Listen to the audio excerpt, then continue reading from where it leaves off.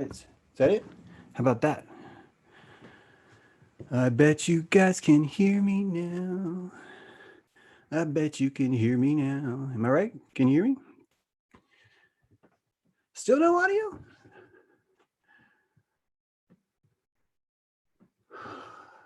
Wow. Okay, thanks. Why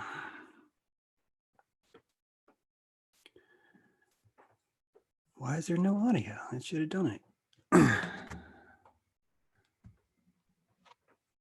Yeti stereo microphone. Test. Huh. You got it now? Okay, good. Problem is I can't hear anything now. And I'm gonna have to be able to hear. Bear with me, guys.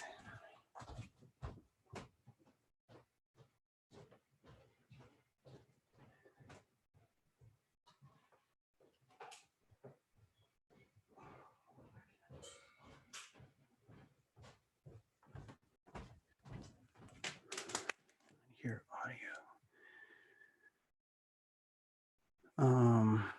Zoom. Okay. I'm going to start streaming this app.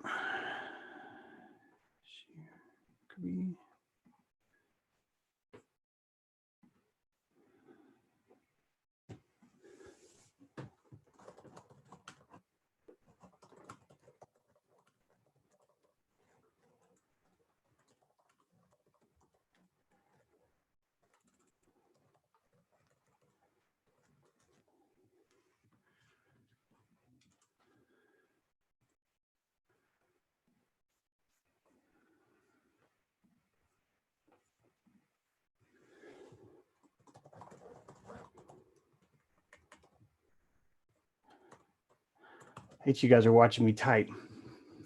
I appreciate you, man. I really do.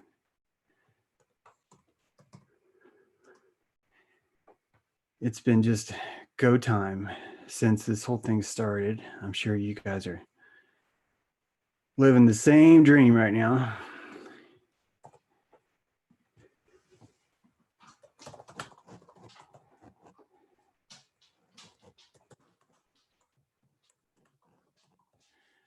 All right, and now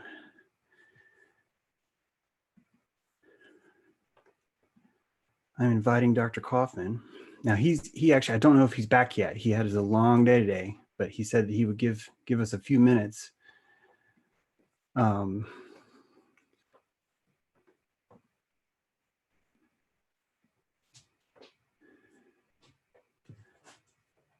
Andrew Kaufman, there you go. Let's see if he sees that. I'm not sure if he's in. Yeah, he's active now. All right.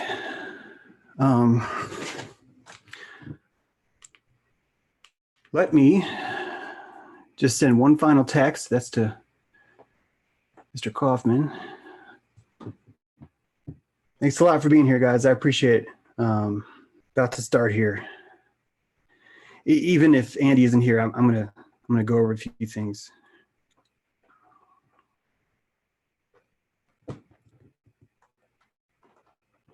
Come on. There we go.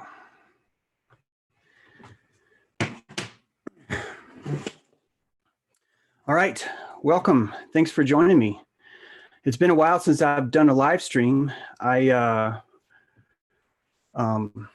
been preoccupied with just every other part of this, and I just thought it was important enough that I do one today. Hang on one sec. That's Andy calling. Hey. Good. How are you?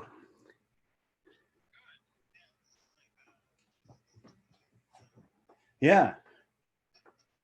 Well, hey, I'm live right now, but can you join us, do you think, or are you? I know that.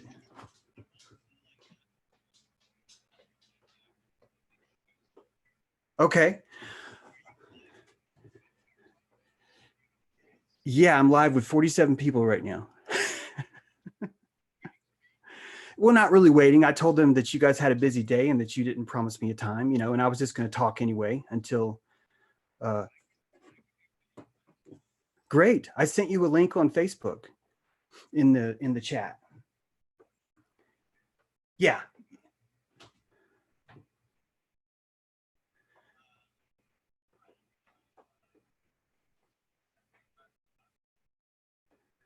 One of the symptoms of COVID-19, dry cough, bluish skin, or hypoxia, rapid breathing, shortness of breath, but no phlegm.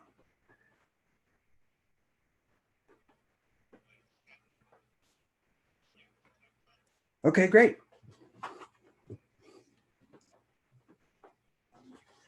Okay, and if you'd rather, we can postpone. I can do this stream here, and we can talk later.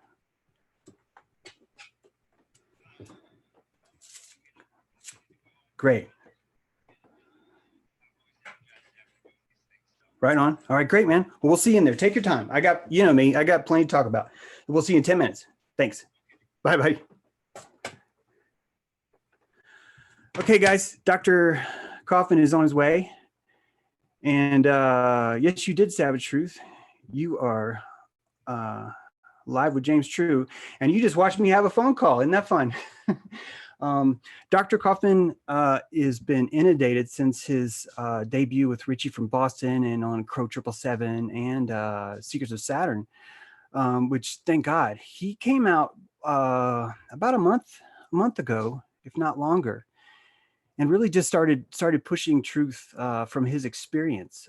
He's a board certified doctor. I believe it's Duke, where he trained at, and he really knows his stuff. I also know Andy personally, and just from my standpoint, that gives him even more clout. No, he's not feeling bad at all, Tricky Woo. He's just simply had he's got a busy work day, and he was just gonna get here when he could. And I wanted to go ahead and start the live stream just because there's a lot going on. And, yeah, there's just a lot to cover. So if you're here on this live stream, you might have seen the title, which is The Pillage of 912. If there's audio problems, just let me know in chat. I've got that up. But the reason why I'm calling this The Pillage of 912 is because I'd like to remind everybody of something. 9/11 was an inside job. That means people inside of our government were compliant and complicit in some way, in aiding in some form what happened on 9/11. Whenever you have a disaster, you have something called looting. And I want you guys to know that the definition of looting is when the people start doing something, breaking the law and creating havoc and whatnot. But when the government loots, it's called a pillage. And the reason why it's called a pillage is because a pillage is a planned event. It's Rock Ridge. A bunch of psychopaths have circled the town of Rock Ridge. And instead of one of them or two of them going in to rob a bank, they've decided if we all go in at the same time, none of us are going to get caught. If we all raid and loot this town at the same time, we put up a cover. Now, that's already bad enough that you would have a team of marauding bandits coming in and doing something like that. But you escalate that times 1,000 when one of those guys is the sheriff. Now, imagine that sheriff coming into town and telling everybody, folks, there's an invisible, undetectable, untangible threat. And the only way we can fight that threat is I'm going to need you to get on your knees and put your hands behind your head and stick your nose in the dirt right now. It's the only way you're going to be immune. Now, if anyone gets up or looks around, you are actually creating a colossal danger for everyone else around you. And it's really important that if we're going to stay safe during this invisible, untangible threat, that we're going to have to work together as a team. Where we go one, we go all. And you're going to hear a cry of unity, and you're going to hear a cry of sublimation of thought. And people are going to tell you that you're insensitive irresponsible, reckless, and dangerous for looking up, for taking your head up and looking around. They're going to find you so dangerous that they're going to call you the threat. In fact, when they call you the threat, that's a form of self-soothing. That's a form of denial. Because if a panther is outside your village, the best way to ignore it is to point to a spider. You get to point to that spider and go, eek, eek, eek. What am I going to do?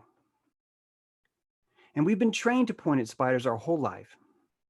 Every single movie in Hollywood is about a fake fear, something that's intangible that can't really get you. And they tell you, no, people like horror all the time. But if people liked horror stories, there'd be more movies about dying slowly from cancer. There'd be more movies about being raped by someone as they don't even realize they're doing it. There'd be more movies about vaccines, injuries, the polio epidemic, or the fraud of the swine flu. That's horror. What we get is icky spiders. It's a tangible form of placebo for your fear. It's a bite-sized morsel that calms that fear down.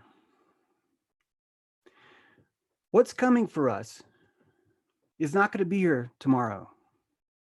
It's not going to be here in an hour. It's going to be here a week after Thursday. And most of you, your limbic system's going to give up by then. You're just going to give up.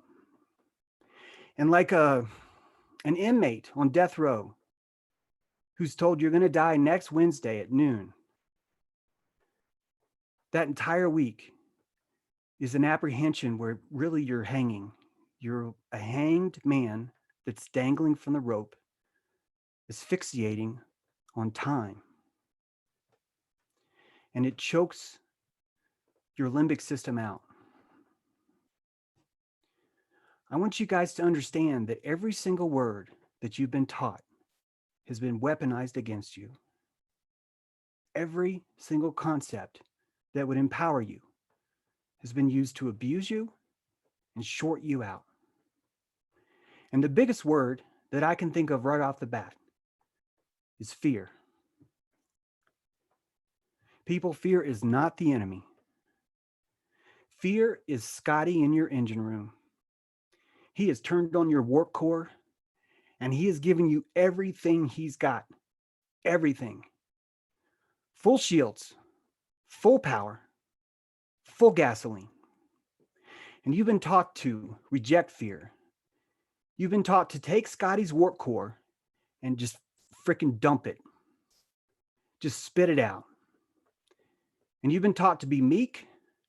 You've been told you're going to inherit the earth if you get down on your knees and put your hands behind your head. And people, 9/11 was a pillage. I'm preaching to the choir here. I know I am. But no one has ever been punished. And Silverstein alone took home $4 billion. How many trillions were taken from the Pentagon? What you see happen right now is a pillage. And as I'm trying to explain it to you, I'm going to get it wrong. And the reason why I'm going to get it wrong is because I'm in Rock Ridge and I'm pointing at all the marauders coming in at the same time. And I'm trying to point at all of them at once. And you guys are going to argue with each other. You're going to say, no, that's not the threat, it's here. And that's not the threat, it's here. That's going to happen by design. I'm not asking you to agree with your neighbor. No, I'm asking you to take what Scotty gave you, that thing you're calling fear, and realize it's adrenalized power. It's surging through your core. And you're in the most powerful, fighter jet ever invented, the human body. You were the most dangerous animal on the planet.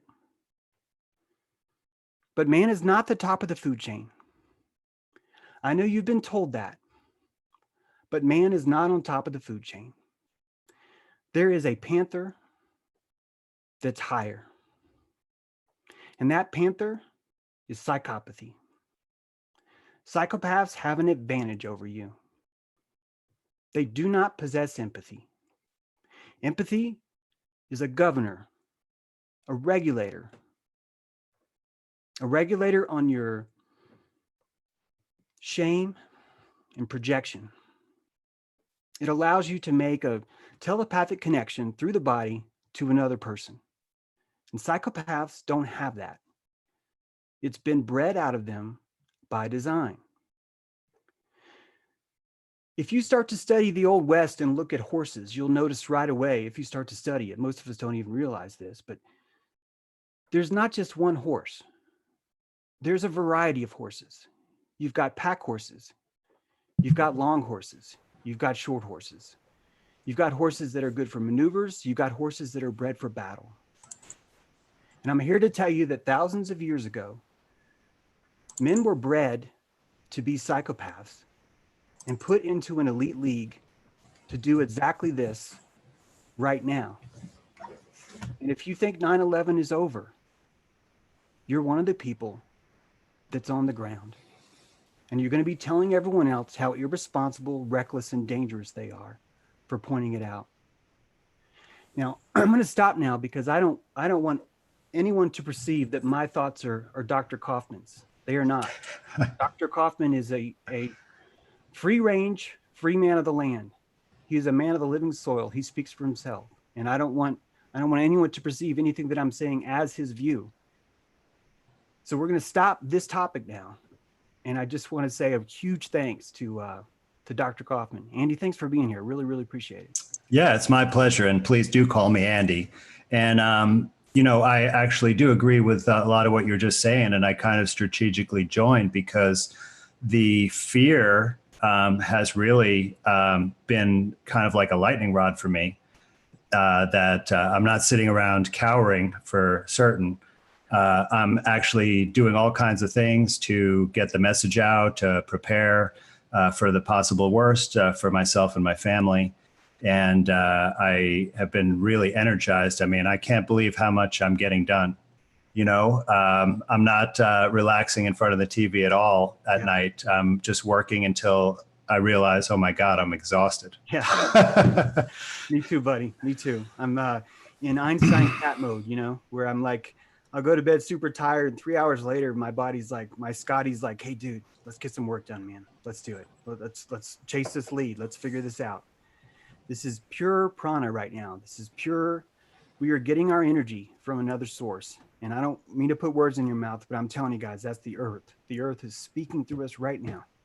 And it's giving us this extra energy. And I'm taking every ounce of it I can and using it for this fight. So, what do you think COVID-19 is, Andy? Well, I think it's a psyop above all else. I certainly don't know exactly what some people who might be getting ill are getting ill with. I looked at the latest numbers from the World Health Organization right before the call, and there's only 14,500 deaths so far worldwide. So that's kind of just a blip on the radar. Just to give you some reference numbers, in 2017-18 season, just in the United States alone, there were 80,000 deaths from influenza, much, much higher than the current situation. And yet there were no draconian measures, no medical martial law policies instituted at that time. We can go back a little further to the swine flu pandemic of, I think it's 2000. Oh, okay. No, I'm talking about much more recently. We can go back to the Hong Kong flu and the Spanish flu if you want, but I'm just sticking with recent history because it's fresh in our memory.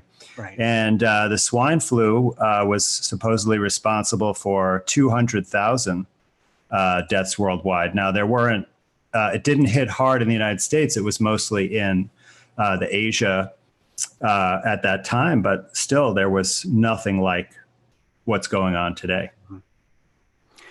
Is it? Do you think that it's accurate from your reports? I realize you haven't like made this your entire topic, nor is this your like expertise, the actual COVID. But is it correct that the symptoms are, first of all, the first symptom is there are no symptoms, like that could be a symptom. Another symptom is shortness of breath, hypoxia, trouble breathing, respiratory, and dry cough. Does that sound right to you? Well, when I've tried to look at this, I see that different sources are reporting slightly different symptoms. And, this is really just kind of a thing with upper respiratory infections, that the symptoms are somewhat variable. So you could never, even if you accept the mainstream medical model, right, of related to germ theory, clinically, you can't tell the difference between pneumonia, bronchitis, and sinusitis, and influenza. They could all present pretty much the same way. That's why they use things like X-rays, chest X-ray, right? Because that's how you tell if someone has pneumonia, chest X-ray, not by the symptoms. So it's very vague, and there's so much overlap. It's certainly not distinct in any way. Right. So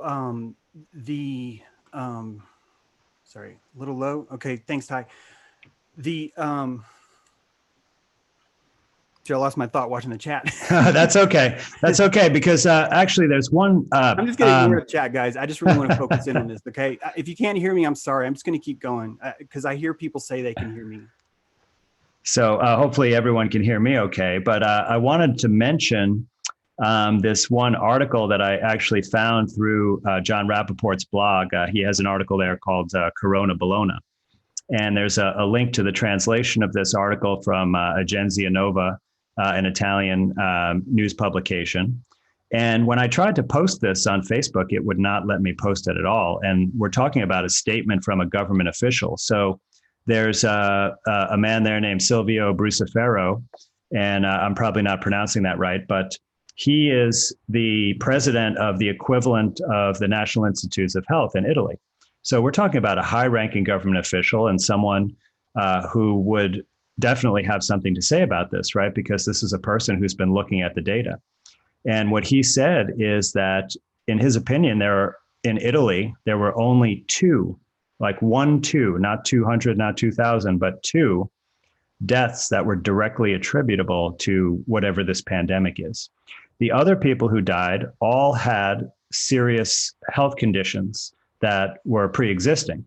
So, when you're an older person and you have multiple serious health conditions, right, like emphysema, COPD, or heart failure, or a variety of other conditions, diabetes, etc., any acute illness like influenza or even a cold can push you over the edge into death. So this is kind of nothing. And this is the reason why there, in most years, there's around 55,000 deaths from influenza in the United States. And we know that those are the people really who are susceptible and vulnerable. So it's not like a scary disease, like some others, for example, Ebola. I'm not sure how much reality there is to Ebola either, but if you accept the main story, people just start bleeding out of every orifice and die. That's scary, right? But, having a cough and some difficulty breathing is a pretty kind of a common experience when you have an upper respiratory infection. So this is a distinct thing. And clearly, the response is, no matter how seriously you take this, the response is just way, way, way, way out of proportion, which is why my opinion is that there's a psychological operation going on here. And, I've thought about how you might create that, but of course that's my own hypothesis. It's not something I can prove, but if you like, I'm happy to talk about it. Well, I think we could get into that. I want to put some facts out just so people have them. And these are, guys, remember what I said. We're in Rock Ridge. The Pillage is here. I'm going to be pointing at some bandits, but this is not the entire bandit. It may not even be the right bandit. There are people dressed as bandits that are sent in during a pillage to look like a bandit. It's, in fact, if if you guys have read my work on Pizzagate, you understand exactly what I'm saying. Pizzagate is a real hoax. It's so confusing to hear me say that, but it's a living real hoax. You purposely put out a false target to distract everyone from the real target. And I believe that what we're looking at right now, COVID-19 is the new Pizzagate. It is the exact same version of that. So if you're going to find, They scaled it up a bit, James. yes, they, and why would they not? Why would they not? Look at how much they profited last time. They might as well do it again. And so I want to remind people of a couple things. Last fall, at the end of October, Raytheon is a weapons manufacturer. They have been making weapons exclusively their entire career. Last fall, Raytheon was merged with another company, and something very interesting happened. They got into the wireless business. I'm guessing that the Pentagon wasn't a fat enough cow, and they decided that they would make more money trying to compete with someone who was already had hold of the market like Verizon, being sarcastic here, and to accomplish another thing. But they went into the wireless business. Now, when they went into the wireless business, something interesting happened. They were able to establish a non-regulated, unlicensed frequency spectrum of 2.4 gigahertz. That's what you guys are seeing now. That was in October when they merged. The 2.4 gigahertz obviously was much earlier. This was, back in LTE days and things like that. Right after the merger, Wuhan broke out. And before the breakout, so November 1st, Wuhan, when I say November 1st, it's a rollout, guys, so it's a little bit before, a little bit after, but basically November 1st, the 5G rollout in Wuhan began. It was a massive test of the 5G system to see how it went. And that was a success in the sense that everything worked. And the first official COVID-19 death, I believe, was on New Year's Eve in Wuhan. That was the first recorded one. We don't know how many there really were.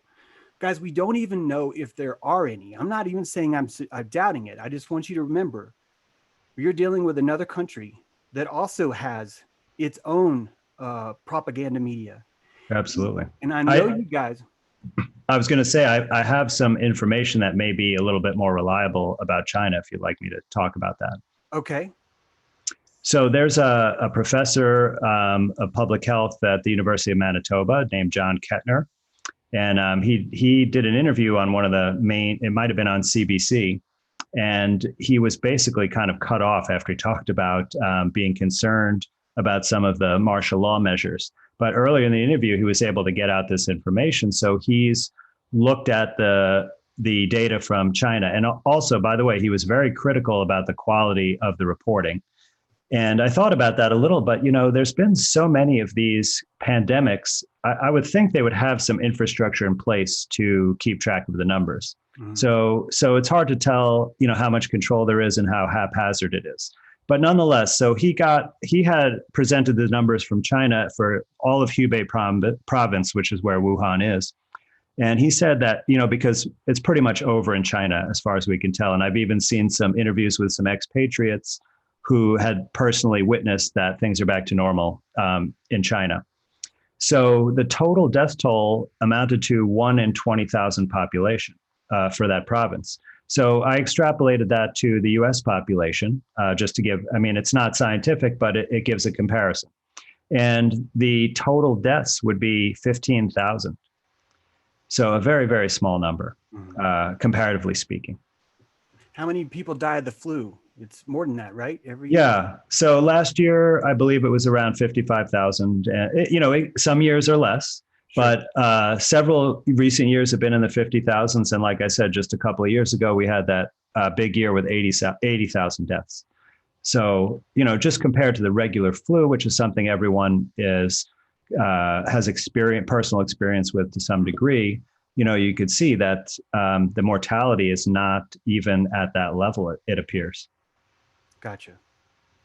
Well, when the Chinese death was first reported at the end of December, that wasn't the only thing that happened. Again, Raytheon was just rolling out this 5G, and it came out in Italy at the exact same time. They did a massive rollout there too. So you're seeing the exact same mushroom cloud sort of, or what's reported, these giant reactions to it, both dealt with places that had 5G. Now, this is why I prefaced all this earlier by saying what I said about pillage and things like that. 5G is three different frequencies, three different frequency spectrums. One of those is also going to be unregulated.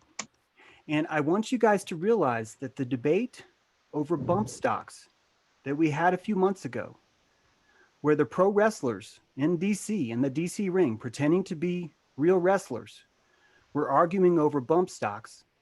While they were doing that, a private corporation that that you didn't vote for, you didn't appoint, you didn't ask for, you didn't pay, you didn't sign any contract, is allowed to install a device in the trees that can physically prevent your oxygen from absorbing hemoglobin. And this is a 60 gigahertz of frequency, and it's low power. Now, when I say low power, you're going to have to be burstable, short range, right in line, but it's not like a microwave. This is different, okay? The best analogy that I can give you is picture you trying to break a wine glass by screaming at it versus trying to break the wine glass by hitting the resonant frequency, okay?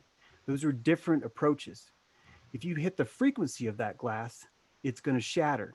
It's not about force, it's about frequency. Because what is the universe but energy, frequency, and vibration?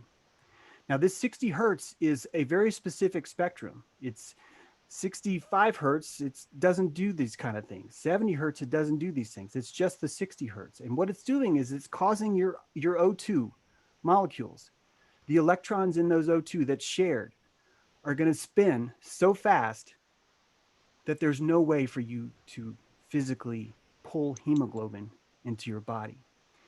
Now, that hemoglobin, I probably should let Andy answer that, but that's basically asphyxiation. You're not going to be breathing as a result of that. And so I'm telling you, a private company has the ability, the technology, and the unlicensed regulatory band to do that to you. But all the wrestlers are saying we have to stop bump stocks. We have to stop bump stocks. And if that doesn't tell you that it's fake, I don't know what is. I really just don't know what else is going to tell you that. Military company, work for the Pentagon, decides to go into 5G, develops a frequency that causes that to happen with oxygen, and no one heard a word about it, not one complaint. And what I'm worried about right now, guys, is that they know that we're having these conversations. They know that people are waking up to 5G, but guess what? The town hall where your planning board is closed. You're not getting in there, which means anything that's happening, there's no legal citizen recourse to stop something like that. That should be something that should throw up a red flag. And I'm going to say, you may not throw that up as a red flag if you're living in a pre-9/11 world where you can believe that the government is magnanimous, where you can believe that the wrestling match is real. But guys, people are still dying today from 9/11. Today, they're still dying from that. People are writing, telling me, James, no one's listening to my story. No one gives a shit. And then I'll write her 3 months later, hey, I wanted to talk, and she's dead. This is a common thing. It's still happening. But that fear, that eek spider I was telling you about, is a soother. You're allowed to soothe on that and say, we have to, oh, it's okay. And that's already started with all these fraud cases you've seen. They're feeding you fraud cases in the news. I almost fell for it. They're feeding you fraud cases in the news because they want you to think that the eeky spider is the fraud itself. And that fraud is a clown, scarecrow. It's not even a human. There's already fraud. That's like saying, hey, that guy that stole all that money, he also stole the free candy from the bank. Can you believe that guy? We should totally get him for the candy.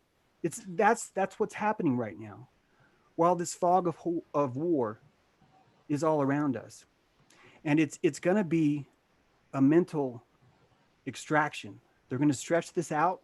They're going to wear down your limbic system. And your neocortex is going to kick in and go, maybe it's just a spider. Maybe panthers aren't real. maybe this is all we really have to worry about, and it's taken care of. Meanwhile, underneath the surface, big things have happened. Trump crashed the economy.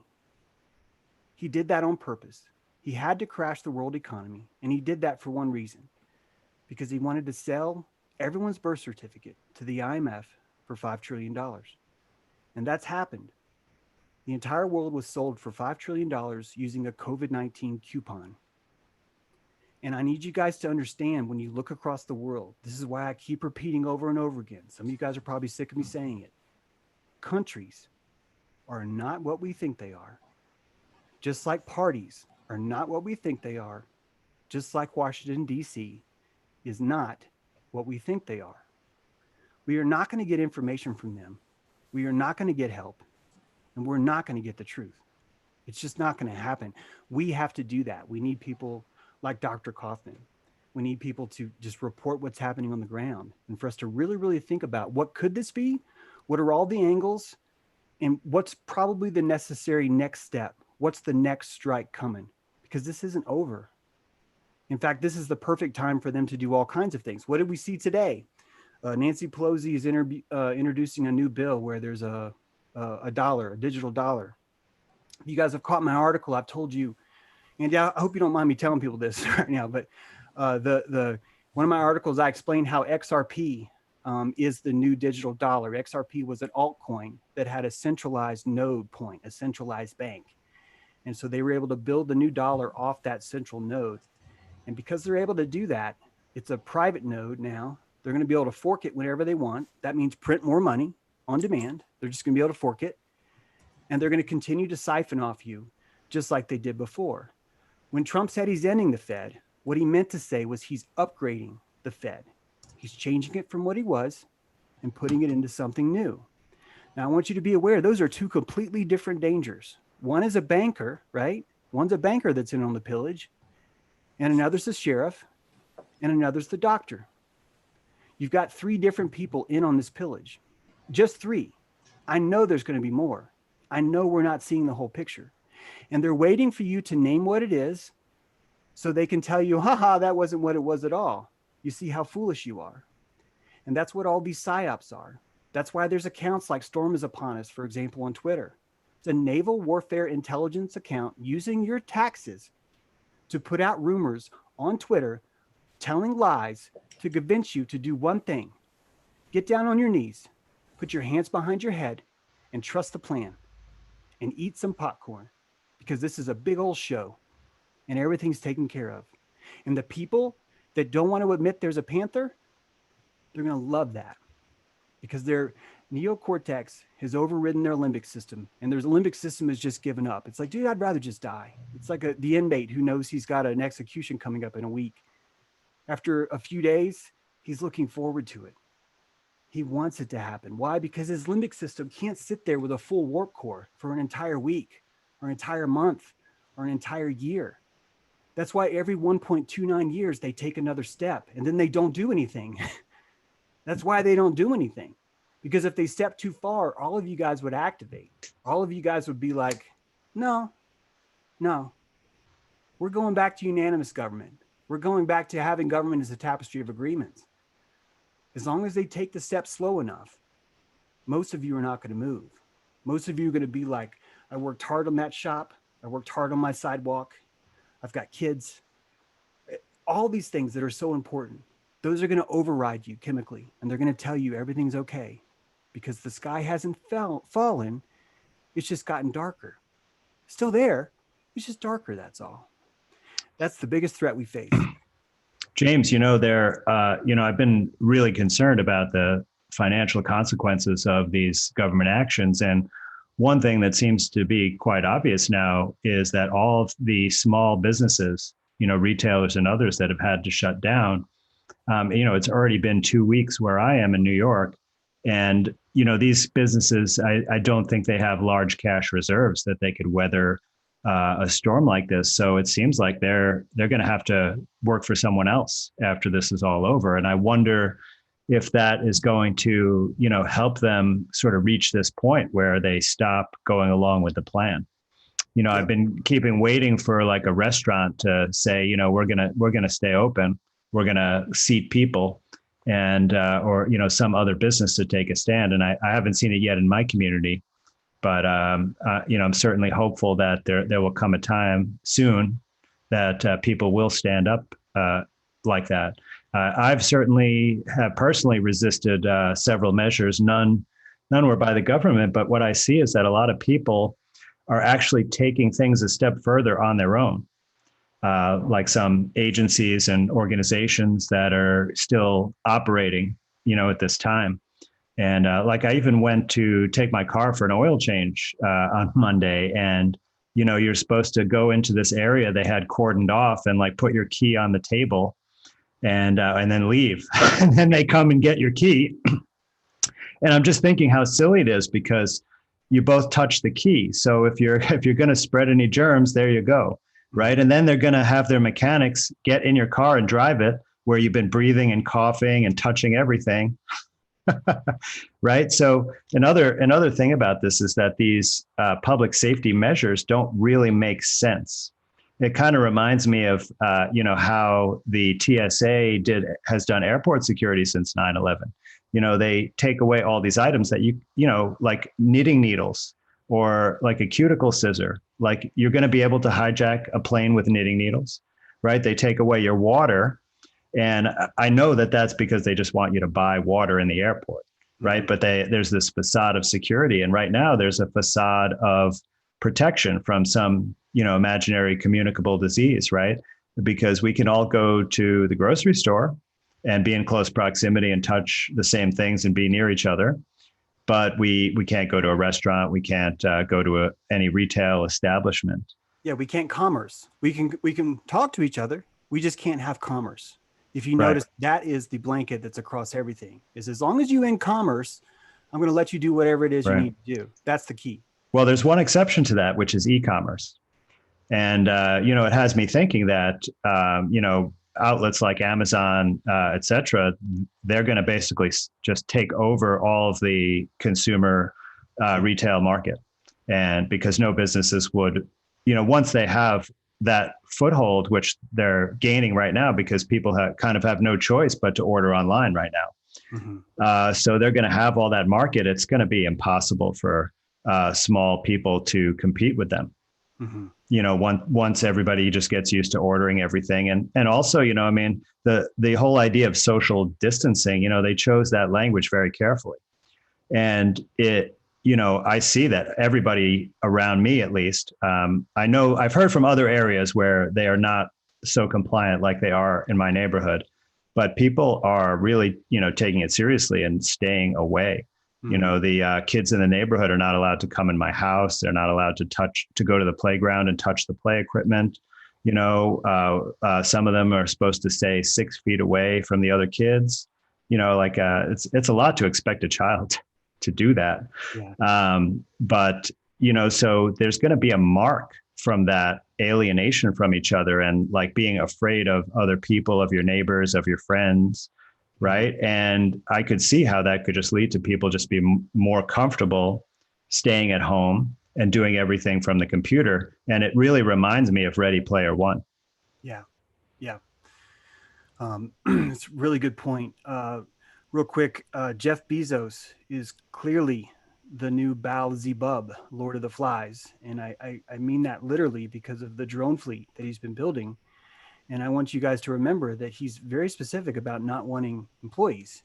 He wants robots. The guy has more money than God, but he still wants robots in there.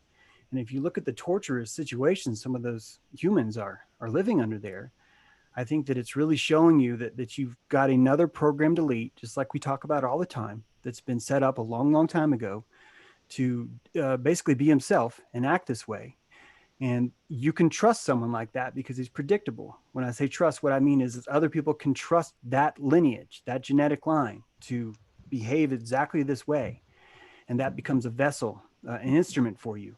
If you were Genghis Khan, it would be your lead spearman who's going out doing things. You're only going to pick the guy that is going to perform in a predictable way. so that you can maintain your battle. And it's so wise to point that out, because now you see that there's the sheriffs involved, the shop owners involved, the doctors involved, and now the apothecary dude who delivers things from out of town is also involved in this. Everyone who's going to profit from this is going to be someone that's involved in this, more than likely. I don't mean that across the board, but that's probably how it's going to be.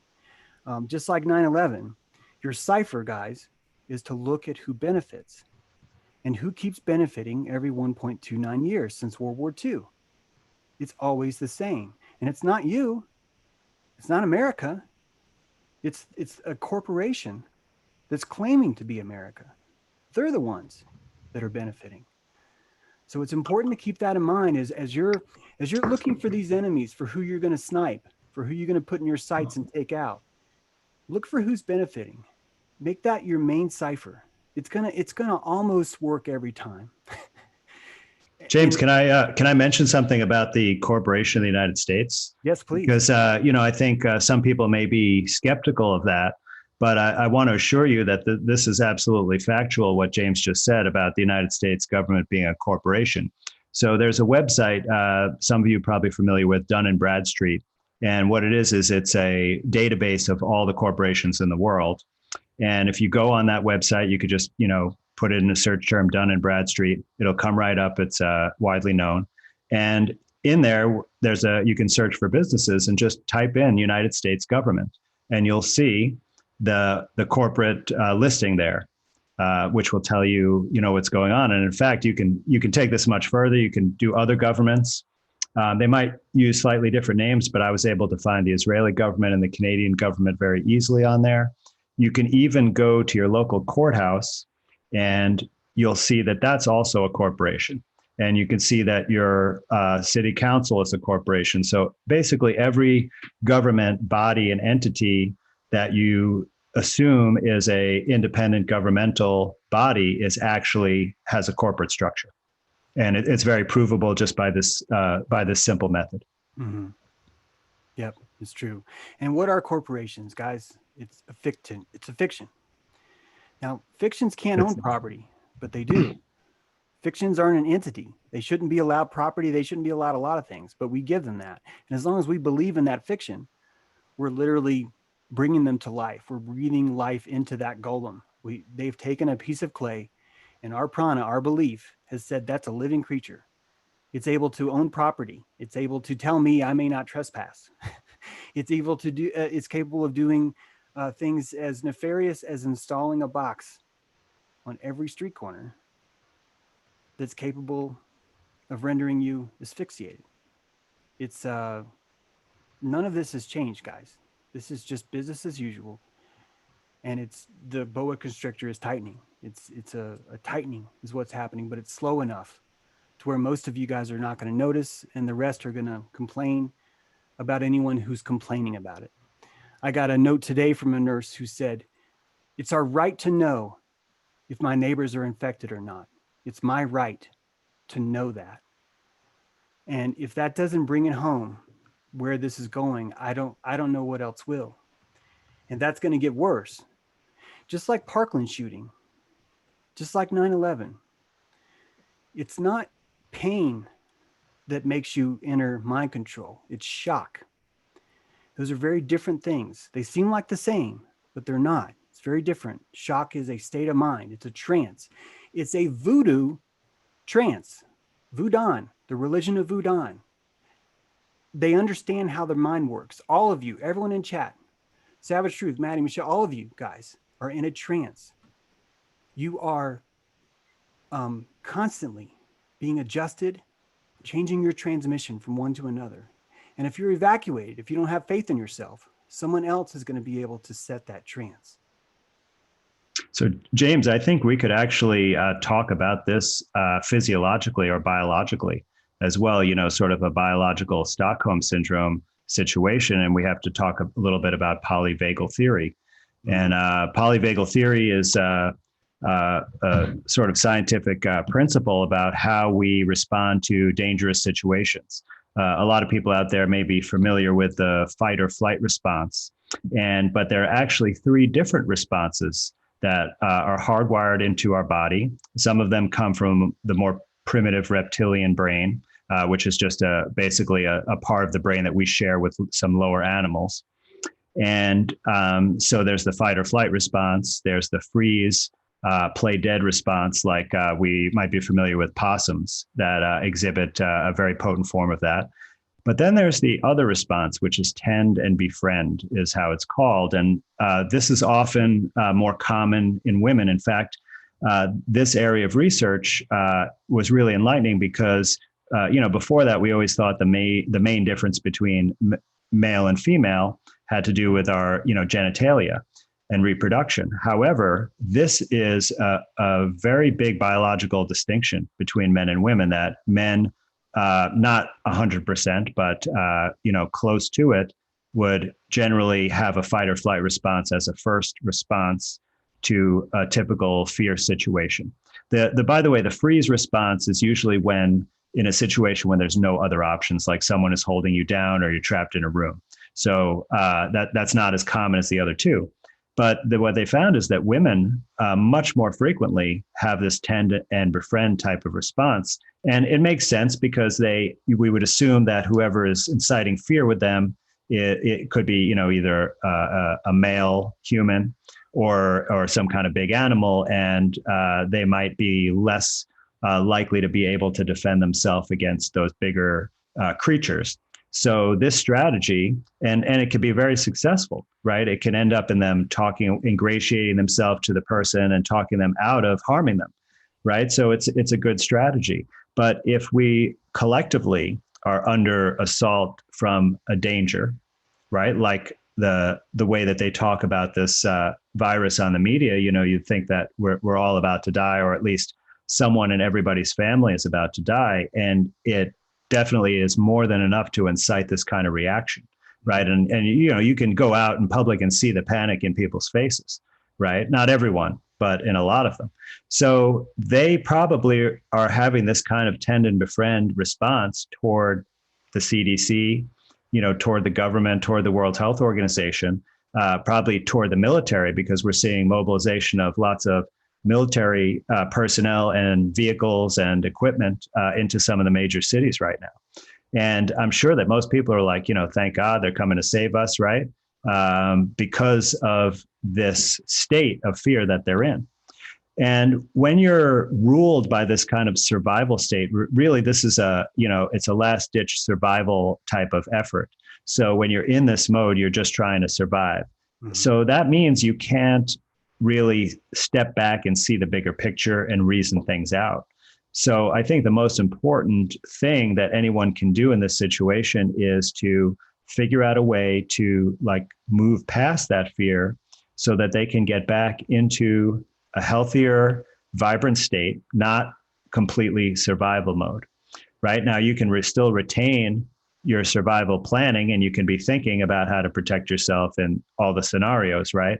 But if you step back from that and not let it control you at a visceral level, then you can be able to take in information, observe what's going on around you, right? Like I was listening earlier to Richie from Boston, and he left Boston and he has been heading west and traveling around. He's immobile, right? And he's doing some of his broadcasting from his van while he's driving even. Mm-hmm. So he mentioned that he's been in quite a number of states, and everywhere he goes, he's trying to talk to people and asking them, have you seen anybody sick? Have you seen anyone dying? Like, what's the situation? And he has not found that at all. Yeah. In my network of friends, there have been a couple of rumors that came up. Oh, I heard that this person is, sick with a respiratory illness, and then get some follow-up information, and it's like, oh, well, it was just a bad case of the flu, or they had some kind of heart problem, this kind of thing. People who are working in hospitals that have been in touch, or that I've seen some posts also, the hospital personnel are have all kinds of safety equipment, they have all kinds of procedures, they have high security in and out of the hospital, but no dead and dying patients. Mm-hmm. So if you're able to just see, observe around you, use the zetetic principles to trust your own senses, then there's a way out of this, for you. And then you can think clearly and make much better decisions and, see what might be really going on. Yeah. When I was trained in the Navy as a sub hunter, I had a very cool, calm job for one reason. I didn't have to watch the forecastle of the boat. I didn't have to watch the bow, the starboard. I didn't have to be up on the con looking out over the sea. I had one thing I had to focus on, just one. I had one source of threat that I knew if there was going to be a threat, it was going to be this. It was going to be a blip on my screen. I'm trying to be vague here. and I know I'm going to do that. A Russian sub? It's gonna be something very specific. I don't have to be in Rock Ridge looking at the entire ridge anymore. I know where the entrances are. I know where the exits are. But more importantly, I know where the gold is in town. And because I know where the gold is, I know where they're going to be heading next. And you're going to find that you're able to save a lot of calories by the enemy's not fear, it's panic. Fear is adrenaline ready for you. Fear keeps you looking at the screen where you're able to only focus on what's important and you're able to regulate yourself. What you're going to fight, guys, is what you need to suppress is panic. And it's through this polyvagal theory, because this vagus nerve wraps around all your organs, like not everyone, most of your organs. It wraps around it like a constrictor.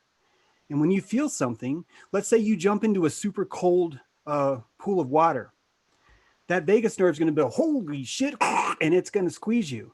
It's going to hold all the warmth inside your chest because it loves you. It doesn't want anything bad to happen to you. And you've now entered a different trance state that was completely inserted by your limbic system. It was like, mammal, I don't need to hear your crap right now. This is happening.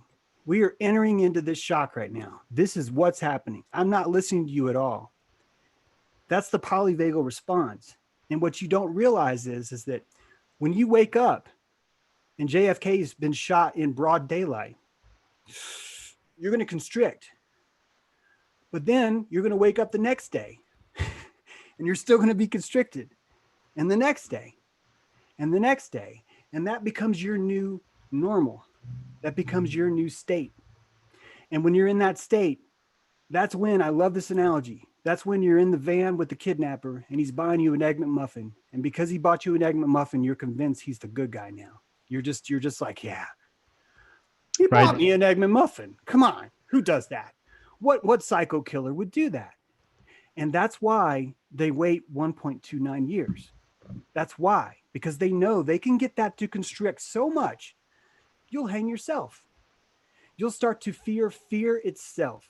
You will notice that fear is no longer something that empowers you. It's something that you have to try and get rid of, run away from, reject, and more importantly, disown.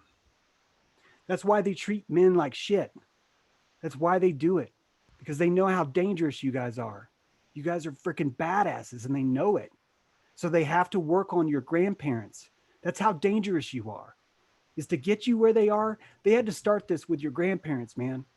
They had to get this state in your grandparents. They had to get your grandparent to have your parent. So now your parent's born into a constant, and then you do it again with 9/11.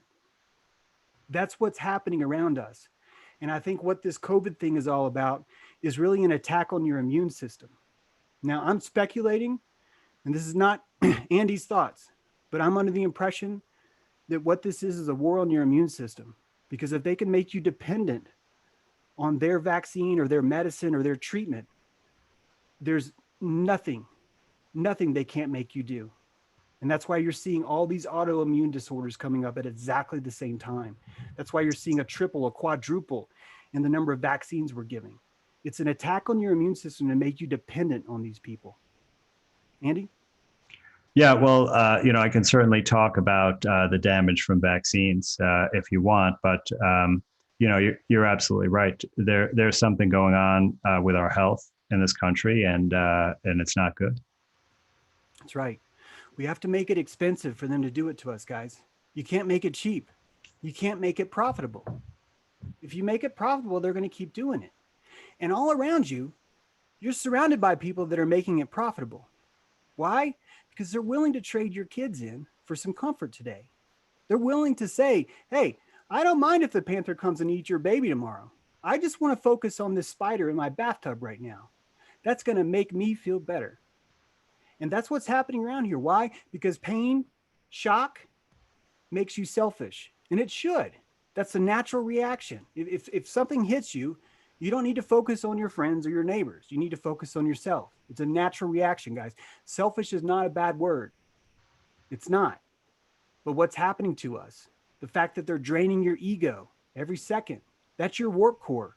And if you don't have a warp core and a Klingon decloaks, you're going to freak out and you're not going to make the right decision. But if you've got full shields up, what happens when that Klingon uncloaks and you've got full shield? You're like, oh, that fucker's just uncloaked.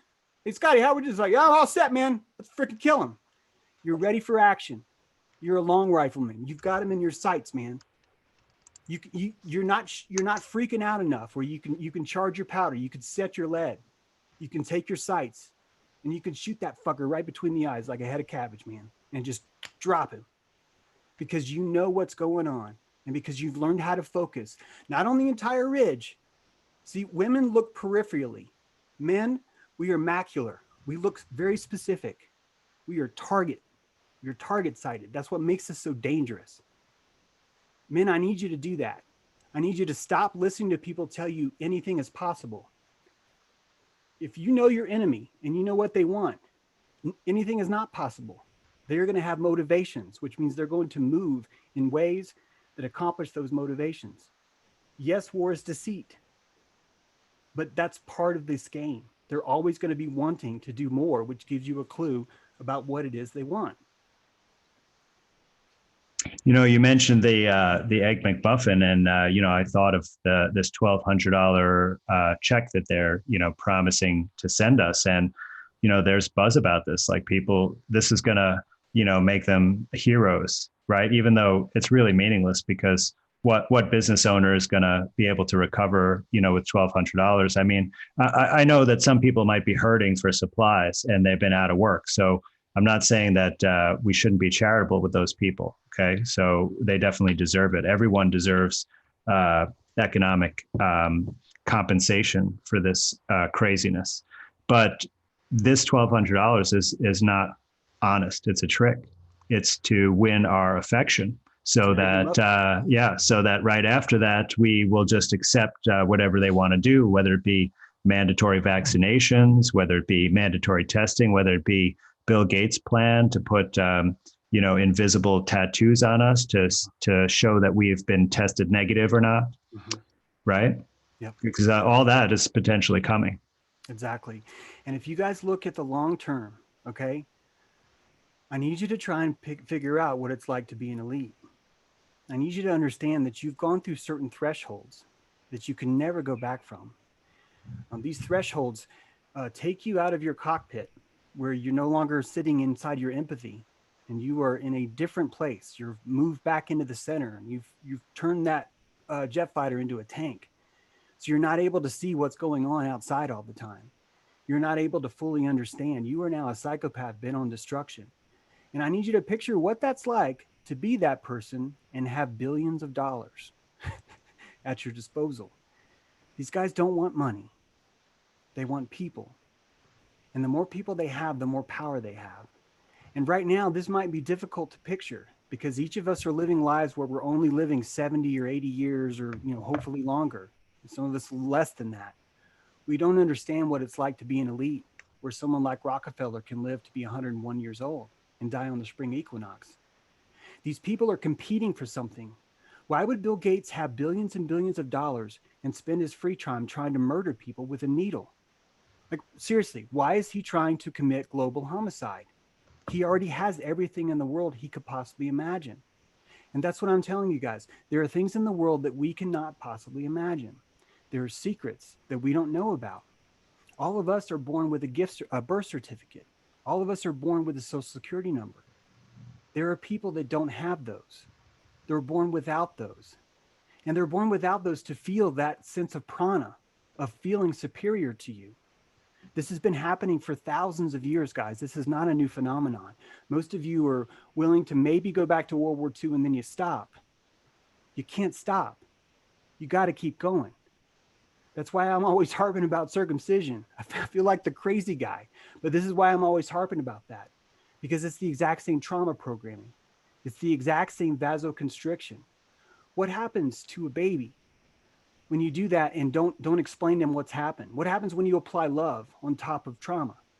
You're setting that new state, that new vasoconstriction. You're setting that in as a permanent state. So you end up zapping all their power. You end up wiring their warp core to basically, as soon as it fills up past 10%, just to start dumping it out the airlock. And now we've created a society that virtue signals and rewards everyone for emptying their warp core. We're telling everybody, you need to be selfless. They're telling you, I will reward you with virtue if you will evacuate yourself right now. We've got this idea that pride is bad and reputation is good. But pride is the inside of you. Reputation is the outside. All of these are techniques that are pointing to the exact same thing. They are turning you into a battery. They are turning you into a battery. And they're going to use that to gain more power. And I don't even understand this power. It's got to be something supernatural to us, but quite natural to everything else. It's got to be something that seems like the craziest science fiction that we've ever heard, and it's just standard operating procedure for them. It's going to be something like that because we just can't fathom it. The spider, now I'm talking about the same spider, but this other spider is too big for us to admit. It's so large that we can't fathom that Hollywood, the military, and DC are just 3 arms. We look at DC and we're like, oh my God, it's such a huge thing. There's no way I could take that on. And someone like me's going, dude, that's not even the spider. That's just 1 arm. That's how big this is. And most of us are not going to be able to accept that. Most of us are going to call us kooks. Anyone who suggests that is going to call us kooks. And they send in people like Alex Jones, who does what? He tells you about a prison planet. Why? So you'll think about a prison planet with frogs being gay. You're going to hear a jingle. You're going to see a frog dancing when you hear the word prison planet. And what does that do? It drains the warp core, doesn't it? It takes all the truth out of that and makes it look like just a farce, just a clown op, just a stupid clown op. That's why it's so frustrating when I keep people hearing people say, well, why would they buy us an Egg McMuffin? Why would they tell us what they're going to do? Why would they do it? And you guys don't understand. These people are evil. They know how to do this stuff. Catch more flies with honey. They don't feel the tax that you feel. If you're going to lie to somebody, guys, you're going to feel a tax. You're going to be like, oh, God, man, I can't believe I did that. These guys aren't. That's that threshold I'm talking about. It's it's this polyvagal nerve, man. They're programming you with your own body. Anyway. By the way, we've had a super chat. I just want to say thanks, guys. I'm not going to be reading out super chats. This is just too serious, but I really do appreciate it. I really do. So thank you. Thank you for that. If anyone has questions, put them in all caps. I might throw them out here at Andy, but I'd like us to, Andy, if you still got time, I'd love us to get into germ theory. Is that okay? Yeah. That's my favorite topic these days. All right, great. Should I start or you? I don't want to talk too much. How about you just do it? Well, if I just start, doing the whole thing, you might, wake up and it's 45 minutes later. So why don't you introduce it and then, we can direct it at what the relevant points that you think for this show. Great. Because I've been wanting to say something. First of all, I want to start this talk with the topic of placebo effect. Do you believe in the placebo effect, Andy? Well, there's nothing to believe in. It's objectively, proven in lots of studies. Okay. So basically your mental outlook, your approach to something is going to have a physical effect on your physiology or your chemistry, right? Yeah, absolutely. And actually, if antidepressants work at all, they work through a placebo effect. And there's a lot of scholarship about this that I could go into if you like, but it may be, not necessary. I don't think anyone here probably doubts that. I just love it when you say that instead of me, because people are like, well, James doesn't know what the crap he's talking about, blah, blah, blah. And he's always going off about weird stuff. So I love that you're saying that. The reason why I'm bringing that up is we've been told that viruses are evil. We've been told that a cold is something we need to fight. We've been telling our body that everything that it produces to help us is the problem, that it's the thing that's causing all the issues inside of us. And so I'd like for you to tell us, Andy, in your own words, what is a virus? What is it? Well, the word virus originally comes from the Latin, and it refers to a poison or a noxious substance. And it existed long before anyone had the modern theory of viruses or what we would be familiar with today. So even before germ theory, the predominant theory of disease was called miasma. And what that meant is that there was some putrid element in the air. They thought it was in the airborne at that time that would spread disease. And that was sometimes referred to as a virus. So there were actually, people that were studying viruses before they even had microscopes powerful enough to see bacteria. So that's the original use of the term, and it's sort of been a little bit changed in modern times. So as microscopes got more powerful, because originally they could only see, bacteria and fungi, which are much bigger than what they're calling viruses. But as the microscopes got more powerful, especially when the electron microscope was invented, they were able to see these smaller particles. Now, there have been what fits with what our conception of viruses is that have been identified clearly. They exist actually in bacteria. Now, what they are is maybe not what the mainstream thinks, because I even worked with these in the laboratory when I was in university. And they were basically at that time, told me that these viruses destroy the bacteria, right? And they're called phages, Phage. But now I've recently examined some of the science, and that's probably not really true at all. And there's also been viruses identified from other lower or single-celled organisms like algae and amoeba. Okay. And the scientists who have discovered these viruses basically have a pretty straightforward protocol. They are taking the host cells. So like, let's say it's the bacterial virus. So they would take the bacteria that they feel are infected with the virus. Maybe they observe something under the microscope that lets them suspect this. And then they basically take those cells and media together that they just looked at. They spin it down in a centrifuge, and it separates the different layers. And there's a thin layer that has the purified viral particles. Okay. So then they take those purified, isolated viral particles, and they can characterize them chemically, like what's the structure of it? Like there's a protein shell, it's got a certain shape. Where's the genetic material? Are there any lipids, carbohydrates? That kind of thing. And then they would look at it under the microscope as an isolated virus and photograph it. So that is the benchmark of proof that a virus actually exists. And it's pretty well established in the scientific protocols. Now, when it comes to the so-called viruses that allegedly cause disease in humans and animals, that step, which is really the first step to prove that a virus exists, has never been done.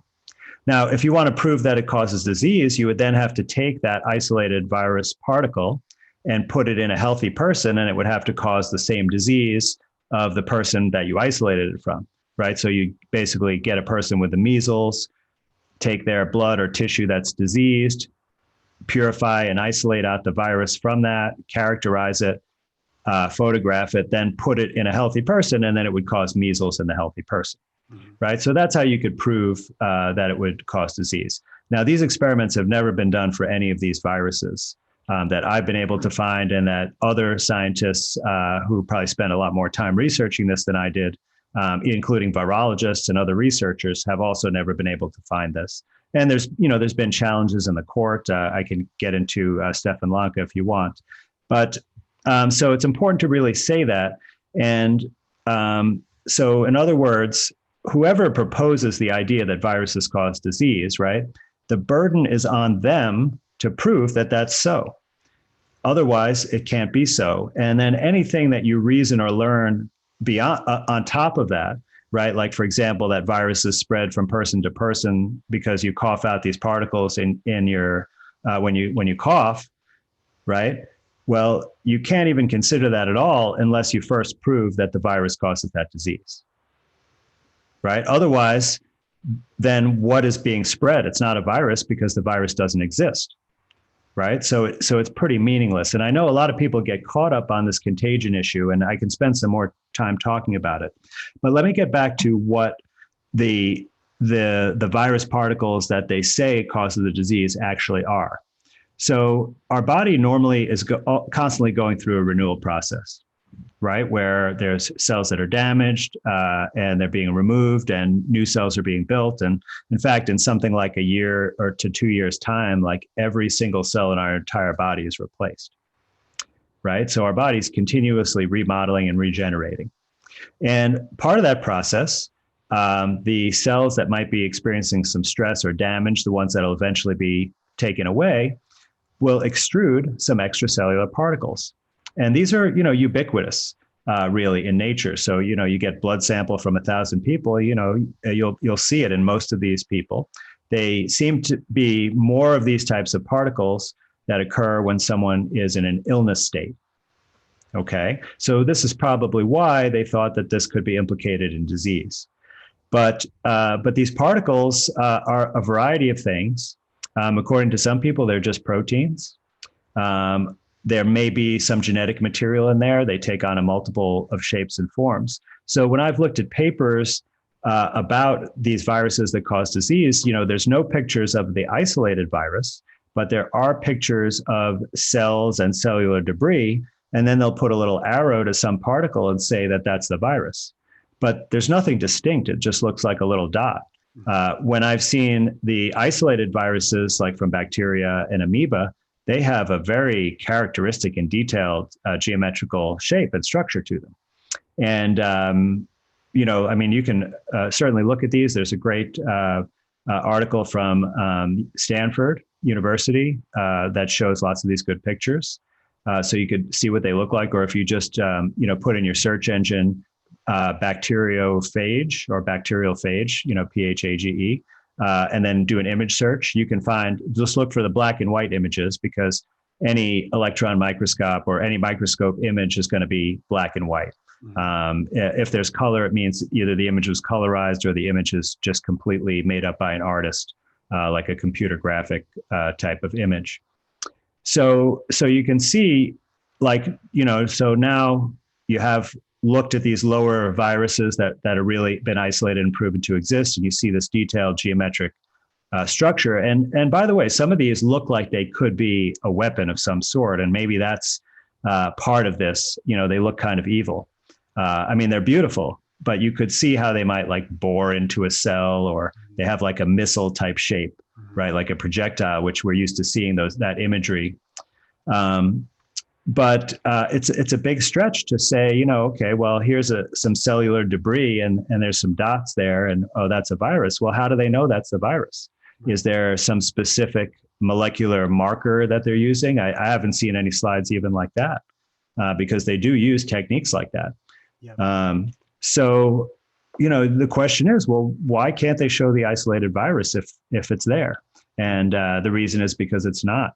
Now, with the coronavirus, COVID, so this was supposedly, there's a research team in China and that discovered and isolated. They write in the Washington Post, there's an article about this. It's not in any scientific journals, right? So, maybe they're rushing to publication and it will come out and we'll be able to see in more detail. But all I could find was interviews or a report about this discovery, not the actual scientific paper. But they did mention some details, and they used the word isolated, but there was no picture. Now you have to think, right? This thing is scaring everyone in the world. Wouldn't they be putting the picture of it everywhere? Yeah. Right. Also, I haven't seen any description of the structure of the viral particle. Now, I want to take this back further, because coronaviruses, it's not a new thing. right? I mean, for decades they've been known about. And, when I went to medical school, they said, well, coronaviruses cause the common cold, right? And then we've seen in several of these other pandemics, right, like the SARS pandemic. So SARS is another coronavirus, right? And because they call it COVID-19, that there were probably 18 before, although they may have picked some of the numbers strategically. So it's not a new thing at all. So I went back and looked for articles of the original determination of coronaviruses, and interestingly, they actually gave the name because of this appearance that they see under the microscope, where there's this like a characteristic like halo type of structure. But I looked at those slides and they are not isolated virus particles. They're the same thing. It's a mix of cells and cell debris. So there's no evidence that they ever isolated and characterized any coronavirus at all, let alone the current one. Yeah. Well, let me ask you two short burst questions. Is a virus a living thing? Well, I want to just clarify which virus are you talking about? Are you talking about viruses that are in the bacteria, or are you talking about these, fake viruses that are supposed to cause all these illnesses? I don't know. That's how ignorant I am. I wouldn't have even thought to have, specified that. So. Yeah, well, James, it's not really about ignorance, because I've even heard like on the last week's episode of Crow, they had this couple, Dawn Lester and I think Parker was the man's name, right? And they wrote this tremendous book, basically dispelling all these myths. And what they tried to do is go back and look for the evidence to support what modern medicine says about the cause of disease. And they did a comprehensive research. They looked at every type of disease, right? But that, of course, includes infectious disease. And so they even, like it was a little bit ambiguous when they were talking about a virus, because what their definition of the virus was that protein particle that you see in the blood, right? So if it's just a piece of protein, well, then it's just a chemical, right? Certainly not a living thing. Now, if you want to talk about the ones that infect bacteria and amoebas, it's a little bit more complicated, because apparently they cannot reproduce on their own if you trust this science. And so they're missing one of the essential functions to be called a life form. But I've looked further into this and read Dr. Lanka's work about it. And Dr. Lanka is familiar with terrain theory, and which is a alternative theory to germ theory. And he feels, he talked about experiments with the bacterial phages, where they actually over time shrink into even smaller particles if they are in adverse environmental conditions. And then if you just take those particles, which were the phages, okay, so not the bacterial cells, and mix them with the right kind of nutrients in the right environmental conditions, they actually develop into other bacteria. So these viruses could just be actually a different pleomorphic form of the organism that they're supposedly infecting in these lower single-celled organisms. Certainly with the ones that are found in sea algae, they play a supportive role and help the colony of algae survive by spreading different genetic material from one to the other to help combat the environmental conditions. So this is very different from what we've been told that this model, it's once again another military paradigm of medicine, right? Where the virus, and there's great computer graphics on this and really pretty pictures if you open up a microbiology textbook, right? But not real photographs. And they show it basically like, going to the cell, like drilling in and invading, putting its genes in there. And you know what? It's almost the same exact kind of process that happens when a sperm meets an egg. I just thought of that. Yeah. But with the sperm meets the egg, they fuse into a beautiful magical thing, right? But when the virus gets in that cell, it destroys it. And then they show lysis, right, where there's like millions of viral particles inside the cell, and the cell explodes and spreads them everywhere, right? But this probably just represents the normal cellular degeneration or apoptosis when a cell, undergoes programmed cell death or is damaged by a toxic structure and fragments, which is known as necrosis, rather than actual, what they say it is. Because since they've never shown that this virus exists, then it couldn't be what they say it is. Is it possible that viruses could be a part of the immune system that's somehow helping the body? Absolutely. Absolutely. Yeah. I don't think it's really understood what these extracellular particles are that are extruded or exactly what the purpose is. You could just kind of operate on the premise that, oh, it's just junk and it's for disposal. But, our bodies are very intelligent and they often don't do things without a purpose. Mm-hmm. Right? Like, for example, we all think that we could just cut off certain parts of our body and not miss them at all. Like nature made a mistake putting them there, right? Like our tonsils, our appendix. Mm-hmm. And actually, those are very important organs. But they don't tell you necessarily what the function of them is when they train you to become a doctor, because then you wouldn't want to cut them out. Yeah, exactly. There's so much that is left out of that training. But it goes back into a pedestal kind of mind control. Can I move into this topic a little bit, Andy, or did you want to say more about the virus part of it first? Well, the only thing that I've known from all the questions that I've been getting that people tend to be really hung up on this contagion issue. And so if you want to spend a few more minutes discussing that, it might be helpful for people to hear. And I think it goes to, because it's a big leap of faith to trust me when I say that there's no viruses that cause disease. We've been told our whole life over and over and over again, right? And if, anybody out there went to their doctor and said, hey, I heard this doctor say this, what do you think? They'd say, don't ever listen to anything that guy says again, right? Yep. So you've got to, and I encourage you to try to look into this yourself. And maybe a good place to start is just look up about Dr. Lanka and the German Supreme Court in the measles case. Yeah, good. Right. Let's do that real quick. Yeah, sure. So Stefan Lanka is actually a virologist himself, and he has isolated a virus from C. algae earlier in his career. And he and his team tried to look at the evidence of the viruses that cause disease, and they scoured the research, and they just couldn't find it. Right? They couldn't find that someone had done the same procedure that he'd done to isolate the virus. And he was really perplexed by this. And at some point, he took a big risk and started talking publicly about it. And when there was a really positive response from the public, he decided to issue a challenge. So he put out this challenge, and he chose measles for this purpose.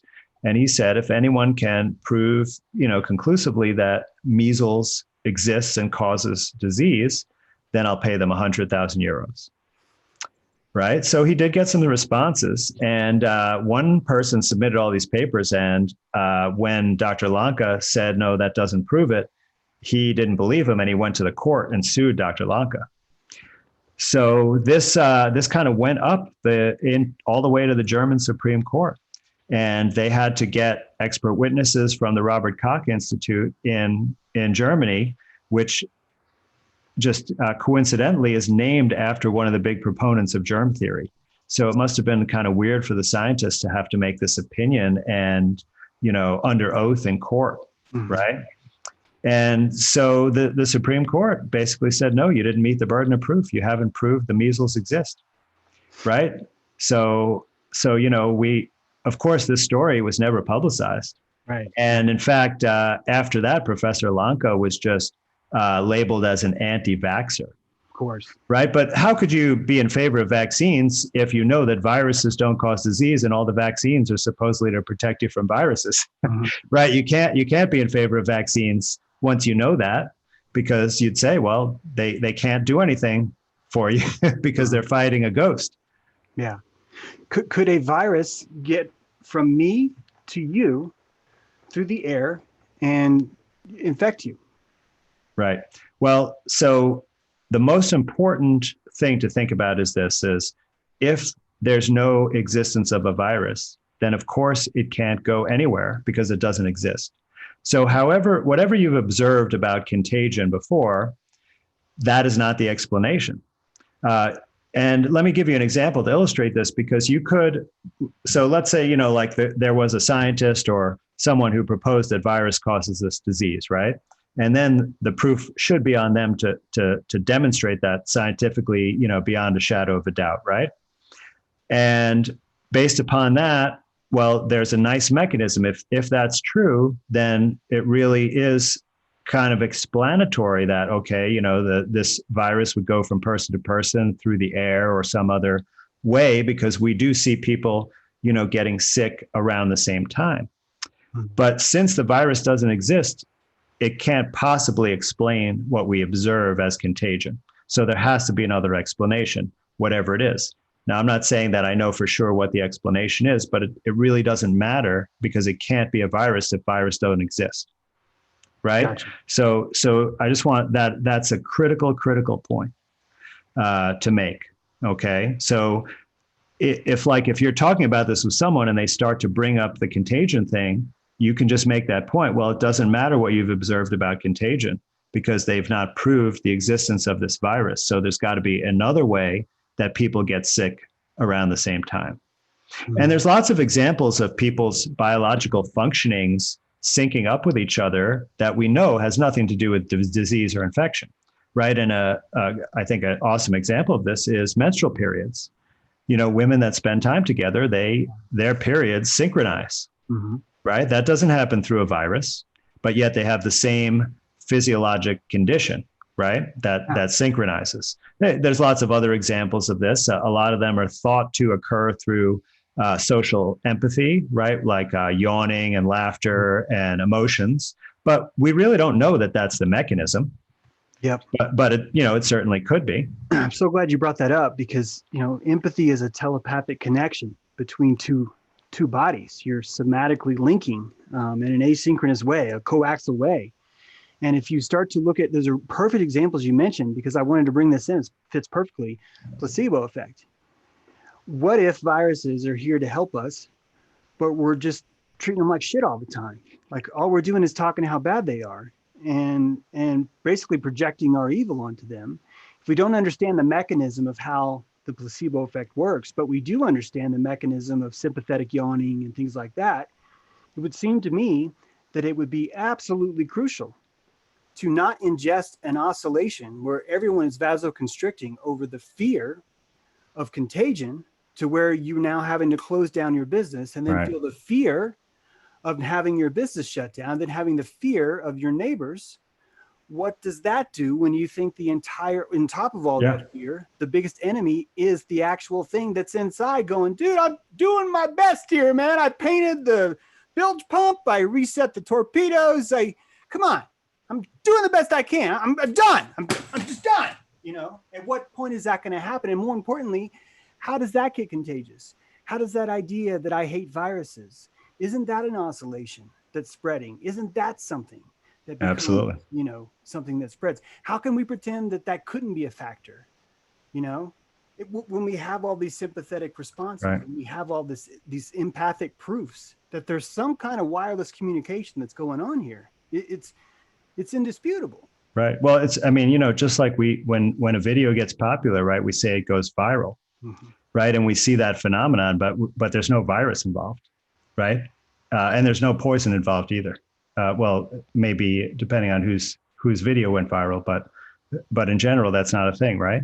So and also what you're saying is backed up by even mainstream medical science, that when you're under duress, you're more susceptible to illness, illness of any kind. Yeah. Right. So that's not a mystery at all. But I want to just point out a couple of studies that may also be somewhat reassuring. And I found these in the book, The Invisible Rainbow, which I encourage you to check out. And it talks about the relationship between electricity and pandemics and disease. I haven't fully read it yet, but it cites these studies. So this was after the Spanish flu, which was in 1918, I believe. Where 50 million people died worldwide. And you can find this interview of a survivor on YouTube where she was a child, and she talks about basically everyone had to bury the bodies on their property because there was no room at the cemeteries and no time because there were more bodies to bury after that. Right, a very different experience. So that was extremely traumatizing event. And afterwards, the U.S. Public Health Service, right, part of the federal government, sort of the precursor maybe to the CDC, they conducted several studies. Okay, so they had, because they wanted to find out exactly how the flu is transmitted. So if there was another outbreak, they would know what to do. Mm-hmm. Right. So this is a very targeted type of study. And it's really unfortunate that this study got buried because the results did not fit with what they thought the flu was. And so what they did is they had a number of people who were ill with the flu, and they had 100 healthy volunteers. And they had the people who were sick cough up all the nastiest stuff they could, sneeze, right? And they collected all of this fluid, this gross fluid, right? And then they made it into a solution and they applied it to the healthy volunteers. Okay, the first experiment, they put a swab in their throat, they put a swab up their nostril and in their eyeball. Uh-huh. Okay, so they're like every target in the face. Right? And not one of the people got sick. Yeah. Not one. So they said, well, we got to try harder. So they did a second experiment and they took those nasty secretions. Once again, this time they put it in a syringe and injected it into the healthy volunteers. Mm-hmm. And once again, no one got sick. Yeah. So they did it a third time because they felt they just hadn't got it right. And they know that they're going to be able to get people sick, right? Because this is a virus, right? So what they did this time was they said, we want to mimic natural contact because that's what we think is going on, right? That people are just in close proximity and interacting with each other. So they had the sick person and the healthy volunteer sit really, really close to each other and have a conversation for 5 minutes. And then at the end of the conversation, the sick person took a deep breath in and the healthy person took a deep breath out. And then they put their lips together like they were almost kissing. And the sick person blew all the air and the healthy person sucked up all the air. Mm-hmm. Right? So after this experiment, how many people do you think got sick in the healthy volunteers? Right. None. Yeah, let me really quick throw out. These are double-blind studies. So, right? I mean, because if they're going to be conducted in a scientific way, no one, it's actually answering a question. Did the participants know that this is what they were participating in? Well, they were volunteer subjects. So this was not blinded. They knew that sick people were trying to get them sick. Okay. Now, I don't think actually you need, it can't be blinded, right? Because if it were blinded, that what they would have is they would either apply from a swab, just saline mm-hmm. or nasty secretions. Right. And then you wouldn't know which one. Right. Unless they have to have it in an opaque container because you'd be able to see it, right? Yeah. But no, they didn't do that. And if they had, if some of the volunteers got sick and you wanted to make sure it was from the nasty secretions, then you would need that because then you'd see if people in the control group also got sick, then you'd say, oh, well, a few people just got sick because it's flu season. But since none whatsoever of these volunteers got sick, then you don't really need the control group to compare it to. You get what I'm saying? Yeah. So it kind of serves as its own control in a sense. I'd like us to go in a cul-de-sac on here just for a sec about this because it ties into the my last book, Technology of Belief. I really focused in on this placebo effect, analyzed it a lot. I'm a layman, guys, but the placebo effect I really, really studied a lot because it's just really interesting. And I just want to throw this out. What if through this empathic connection of sympathetic yawning, of the menstrual cycles where women are cycling together, what if a doctor who has a white lab coat, who is automatically on a pedestal, what I mean by that is he has a sense of authority, the patient is succumbing to his authority, which means he's opening his breach, okay? He's opening his shields, right? He doesn't see the doctor as a threat. He's like, no, Captain, we gotta mount with this doctor. He's bringing over supplies. We're gonna need new toilet paper or whatever.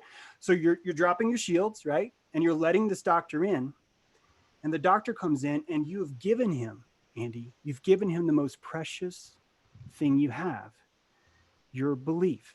Your entire 3 trillion blood cells are listening to him, and they want him to direct them all. They want him to direct the entire ship, okay? In that state, that empathic state of reception, right? You're in receiving mode. What if the doctor did a test, went, took some blood, came back, check. You have a virus. You are sick. What is the effect? I realize I'm asking you a question we can't answer, but how is that not an effect on someone? If you've opened your shields up and we've talked about how this empathy works, we've talked about how this system works, could you not become sick by being told that you're sick? Any thoughts on that? Yeah, no, absolutely. That's possible. And, I think actually hepatitis C is a great example of this, because mostly it's diagnosed where someone just gets a routine blood test. And, they may test people more likely who have drug addiction or, some kind of unsavory behavior, because they'd say that that's a risk factor, right? But the person would be fine, nothing wrong with their liver, right? They just had some routine blood work. Maybe it's before they have surgery, who knows, right? And then they suddenly, exactly what happened, the doctor says, you have a virus that's going to cause your liver to fail, or it's going to give you liver cancer. Mm-hmm.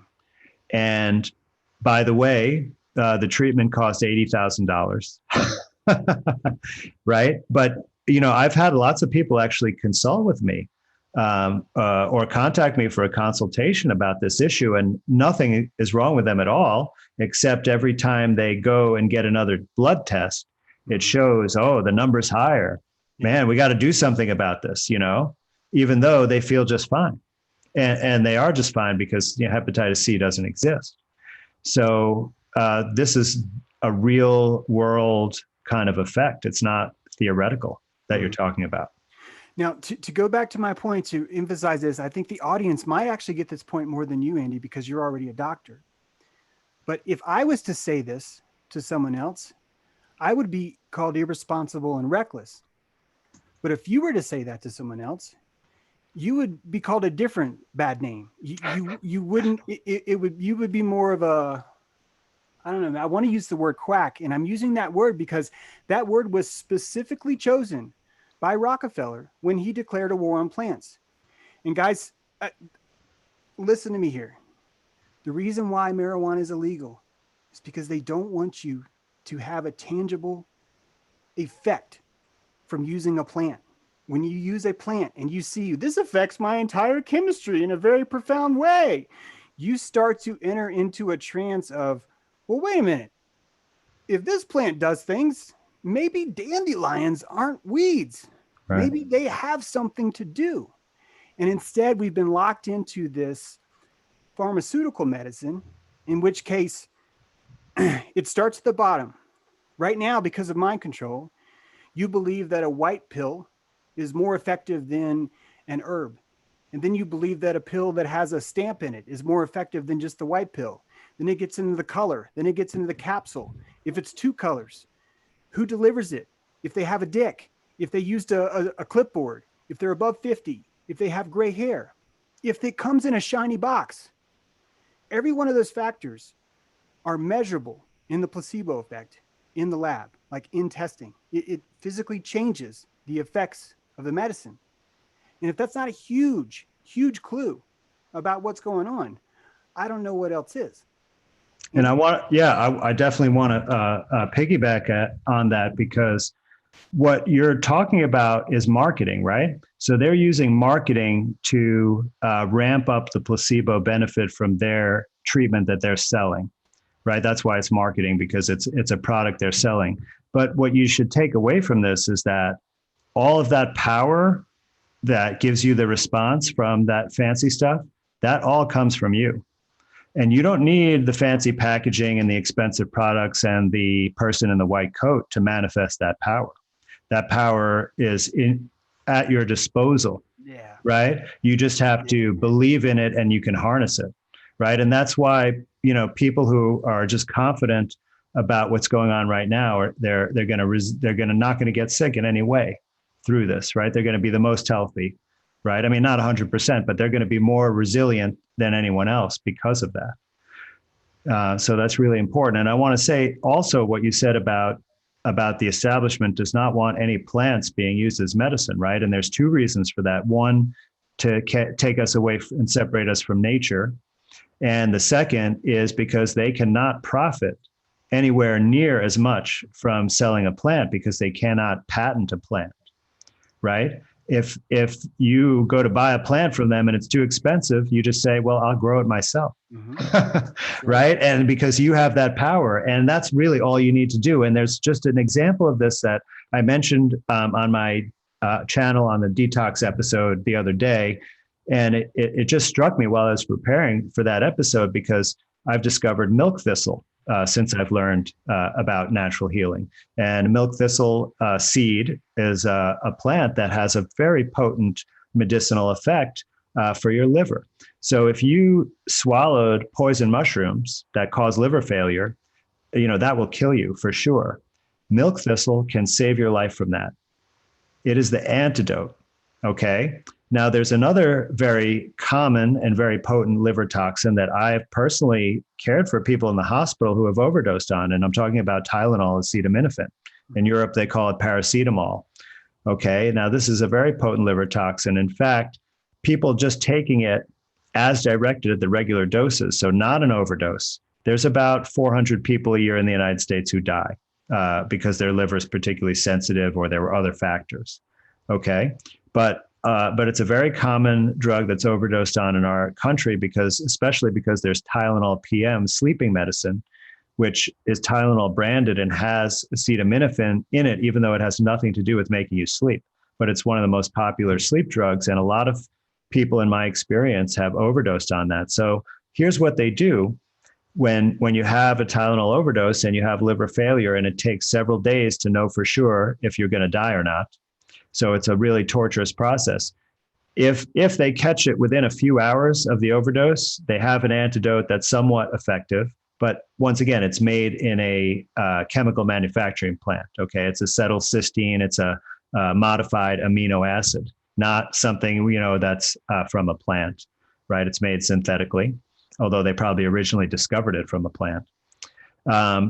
And that only works, like I said, if you get it right away. If there's been a few hours, then it's not going to help at all. And they could give the person milk thistle, and most likely, I mean, I can't say there was a study, but the type of liver failure and poisoning that is very similar between the poisonous mushrooms and the Tylenol. So I've got to make a leap of faith that this could be a curative agent. And they don't even know that it exists. Instead, what do? They just sit and watch and wait. And every day you get a blood test and you're like, am I still alive, doc? Mm-hmm. Right? So it's that level. The system would rather let someone die than use a plant. Yeah. And let me jump in and say that, guys, I need you to understand this is really hard. If you haven't been inside the machine, if you haven't lived in a bureaucracy, you're going to find that hard to believe. But if you've been in a bureaucracy, you're going to understand exactly how easy this is to happen. This is a symptom of delegation. These people are delegating to fit into a larger pyramid. And when you do that, you're going to have a funnel. You're going to have a constriction of information. Everyone in that chain could be good, wonderful people that love their kids, they love their jobs, they work really hard, but they're still doing harm. And if you need proof of that, I need you to look at circumcision. I need you to look at what it takes for someone to do that. It shows you that inside of that system is a flawed viral agent that takes over someone who's trying to do the best they can just so they can fit in, just so they can fit into the overall framework of what's around them.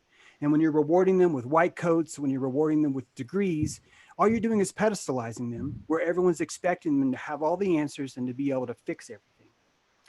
On that note, Andy has been so generous to give us his time, and he's got to be getting out of here soon. If anyone could put Andy's channel in our chat, it's Medicine Authentica. And if Wait, do you want me to spell that, James? It's a little bit tricky. I'm using the Latin words. Yep. And as you're spelling it, I'm asking someone in chat, pull up that. I know one of you guys has got that. Find that channel and put a link in chat. And yes, please spell it for us, Andy. Sure. It's Medicamentum, Medicamentum, Authentica. That's just like authentic with an A at the end. And you should definitely find my shows there. Andy's last video was on detox. Every one before that is going to be a valuable piece of gold. Some of you guys that complained I talk too much, you're going to be able to jump right in there and just listen to him. So I really recommend you doing that. The most important thing that I want to say right now while Andy's here is no one came out of the woods before Andy did. And I'm getting all choked up, but it's just so badass that he's doing this. It's just so awesome. And Andy, thank you. Thank you so much, man. It's so brave what you're doing. I really mean it. Well, James, I just, feel called to get this information out there. People deserve to know that they can actually heal from any illness. And they deserve to know that actually our medical system is actually making people sick. Yeah. And, that's just important stuff. And, whatever the risk to my reputation or even my safety, it's just something, I feel like maybe this was my destiny in some way. Yeah. And I want to, thank you as well, James, because you kind of gave me the courage, and you and I were together on, my first time speaking in public about this kind of material. And so, thanks for helping me out with that. Total honor, man. Seriously. I'm happy to be your wingman. Could not have more honor. Seriously. Thank you. Thank you so much, Andy. The chat's just freaking out with hearts right now for you. Oh, man, I really feel the love. Is it all right if I just announce a couple of upcoming appearances? Yeah. So everyone, I'm going to be on Richie from Boston tomorrow with some follow-up on some of these issues. I think that should be somewhere around 6 o'clock Eastern time. And then also tomorrow night on Jason Lindgren's live stream on Secrets of Saturn on YouTube. Yep. That starts at 9 p.m. Eastern Standard Time. I'm going to take questions about any medical issues, especially the current situation. So if you want to ask me something on the air, something that maybe it's a little bit difficult to answer, I want to be available to do the best I can and address everyone's concerns. Right on, man. Thanks a lot, Andy. I really appreciate it. Thank you, James. I'm going to let you go. And if people are going to listen, I want to tell them what a white hat is. So I don't want to make you have to stay for that. You've had a long day. So. All right, man. Thank you very much. Take care. All right. Take care, Andy. Man, that's awesome. Holy cow, that's awesome. Guys, some of you are asking, are there white hats? And I just wanted to address that really quick. Some of you like to ride bicycles. Some of you like to ride bicycles so much that you get equipment for it and you wear that crazy ass stupid outfit with the bright colors and you got your ass cheeks sticking out and you're really into riding. And I get that. I think riding a bike's awesome. But the people who were in the Tour de France are not like that. Okay? They're all dopers. They have to be. There's no way around it. You have to evacuate yourself to that goal of perfection. And when you look at Washington, D.C., I need you to understand, guys, you're expecting to find a virgin in a crack whore trailer park in the middle of Detroit. And it's even if a virgin was dropped, if she was airlifted in and landed down there, in 72 hours, she's not going to be a virgin anymore. And I need you to understand, it's not that there's bad people.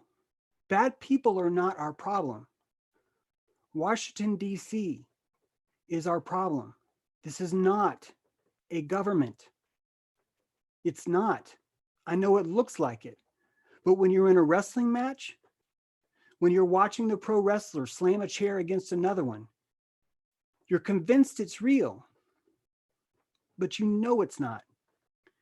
And if anyone is in there, in the wrestling match, if you want to know what my life's like, I'm in a pro wrestling match, yelling at everybody, hey, this isn't real. Guys, this isn't real. And all I get is tomatoes. And I'm not trying to, all you guys do this. I'm not trying to say, oh, poor me. I'm trying to explain. No one wants to hear it. Nobody wants to hear it's not real. That's why when I tell you things like countries aren't what we think they are, parties are not what we think they are, most people are not going to want to hear it. And because of that, I want to leave you with some advice. Unsolicited advice is a violent act, but I'm going to give it to you anyway. I want to tell you how to use your powers to sway somebody. When you're talking to someone face to face and you're arguing with them about something, is government good or bad? Are there white hats? If you say no, and that person says yes, there's automatic opposition. You already have a polar opposite happening. You've already got a conflict, okay? You've got one side versus the other. The person you're talking to is not going to come over to your side. It's going to be impossible for them, and you shouldn't expect them to. But I want you to talk to them anyway for one very specific reason. We have work to do. You're not talking to them. You're talking to every other person they are going to encounter in the future. You're talking to everyone that's on the sidelines, listening to that conversation. You're adjusting the prana economy around them, where it makes it expensive for them to walk through the hallways whistling, knowing that even though they just raped everybody in Rock Ridge, a white hat's coming. You got to make that expensive for them, because if you don't make it expensive for them to believe that, they're going to keep believing it. And they're going to make it expensive for you to suggest otherwise. You're not going to win the argument. All you're going to do is change the prana economy around them. And it's going to change someone else. It's going to change them when they're gone from you. See, what happens is that they have a chemical exchange. They have an energy exchange with you. And when you say, no, that's the stupidest thing I've ever heard. Of course, no one's coming to save us. We have to do this ourselves. They're going to fight back with, well, you're too negative for me, so screw that. The fact that you stand your ground and you show your passion to them is not going to change them on the moment. But what's going to happen is 3 days later, when they're in the grocery store and they overhear somebody, they might be tempted to go, yeah, but there's white hats, so it's okay. And guess what? A little accountant in their adrenals is going to sit there and add up all the energy it's going to get. And it's going to say, I don't think you should say there's white hats, dude. I don't. And it's not going to remember the time it was talking to you. Okay. It doesn't work that way. It's changed the prana economy all around them. And by you having that conversation with them, what you're doing is having a conversation with every single person they will ever meet. The person you're talking to is a lost cause. Doesn't mean treat them cruel. I'm saying be strategic. Be strategic. Think about how you can make it as expensive as possible for them to lie. Make lying expensive again. It's never been expensive. It's always been profitable. And I hear some of us bitch about narcissism and psychopathy and sociopathy, but you don't understand. It's because it's profitable. That's why they're this way, because it's profitable. And if you want to understand why 9/11 didn't end, it's because we made it profitable. We said it's fine. And that's why we're looking at 9/12 right now. That's why we're doing what we're doing right now. There is a Babylon building all around us. And I'm under the impression that in a couple months, we're not going to be able to travel like we travel now. There's going to be constriction between us. I think we're going to need some sort of an underground railroad, some sort of way of communicating truth that still gets through. A lot of people are going to say that's insane and I'm overreacting.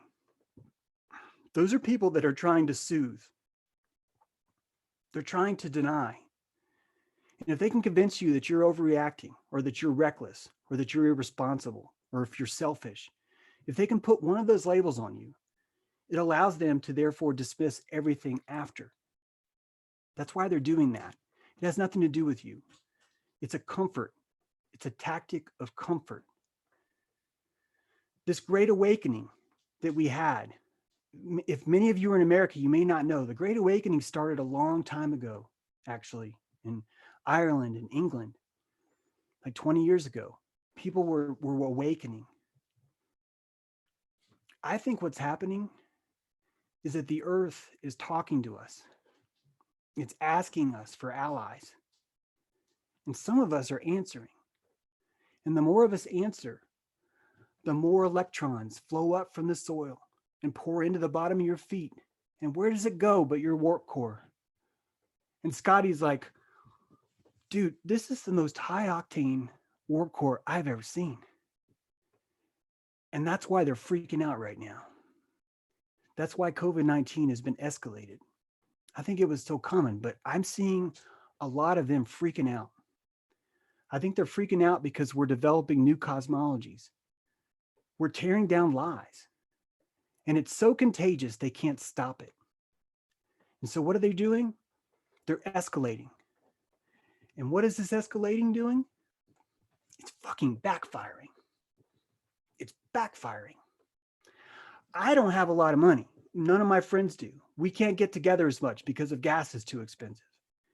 And it's backfiring because now gas is $1 something a gallon. I've been trying to rent a campground because I want us to start broadcasting a campfire. And every single piece of property around here is dropped in value. Would it be for rent or for whatever? These things are backfiring. And right now I need you to be activated. I don't need you to wait. I'm under the impression that July, I'm not hiding anything from you guys. I'm just telling you, I feel like July is a kind of a breaking point. And we're going to have our infantry in place before then. I need some of you to become Nathan Bedford Forrest. I need you to wake up and let the land feed you and give you the most powerful ship you've ever seen. And use it. Use it like Dr. Kaufman. I know a lot of you guys are already doing that. The fact that you're here is a really good sign. I'm certainly not the arbiter of truth. But I'll tell you something. For the last year, I've said repeatedly over and over, hi, here's what's happening. And it keeps coming true. It keeps happening. This currency reset, the coronavirus is now the new sin, where everyone's now a sinner, but instead of a sinner, they have a virus inside. All of this is weaponized against you. And I know we're going to win. I know it. This isn't a pep talk. I know we're going to win. And I know that because I feel the earth freaking feeding me. I feel it. And when I go out and I'm talking to people now, the same people that used to throw me tomatoes are writing me going, James, dude, I was wrong. I see it now. I see what you're talking about. I understand. And that is contagious. It's so contagious. And right now is the time for you to feel this empathic connection from me to you. And take a little bit of this prana, because it's not even mine, man. It's not even mine. What I did is I got in resonance with the tuning fork below me and said, I could be A sharp too. I don't even have to generate this power. It's like walking into a shop and striking a tuning fork. The only other tuning forks in the shop are going to be the one in the same key. You can get in key with her. You can get in key with the soil. Take your bare feet, place them in the dirt, and you will feel it, man. You will feel those electrons. You guys are badass, man. You guys are badass. And your belief in your prana is a tangible healing force. Look at the placebo effect. Look at all the things we talked about. This shit's real, yo. It's real. And if it wasn't real, why would Rockefeller ruin his reputation and spend billions of dollars to try and suppress it? Why are they fighting so hard, putting out ridicule people, ridiculing you for your cosmology, ridiculing for those of you like me who've decided I'm a zeteticist now, which means I'm only believing what my senses tell me. They're ridiculing you for that. Why are they ridiculing you? To use your senses. Why are they sending out QAnon to pretend to be your friend, to roll into town before the pillage comes and goes, hey guys, all the women are going to get raped, but I want you to understand it's okay, that it's a secret underground plan to make everybody a virgin, because that's what they're telling you right now. I need you to go out there and shoot those guys in the head, proverbially, with the truth. I need you to see it and go, I am not letting that be profitable. I'm going to stay here until that's expensive. I don't have to win, but I'm going to make it expensive. And they're going to throw shit at you. Your own neighbors are going to call you names for it. And in any magic ceremony, there's a sacrifice. That's your sacrifice. You are willing to take that hit for the earth. You're willing to take that for the soil. It's worth it to you. You got to make a sacrifice. It's always how it happens. Get some silver. Get some silver and put prana in it. Fill it with prana. It'll stay there. Your body holds the same thing that silver does. Take that belief, harness it, put it in all your bones, all your organs. Feel it. Get in your cockpit. Stop shaming ego. Realize pride is the source of your power. Realize ego is your warp core. You want a powerful, generous ego. You want a powerful sense of pride. Pride's going to make you do something.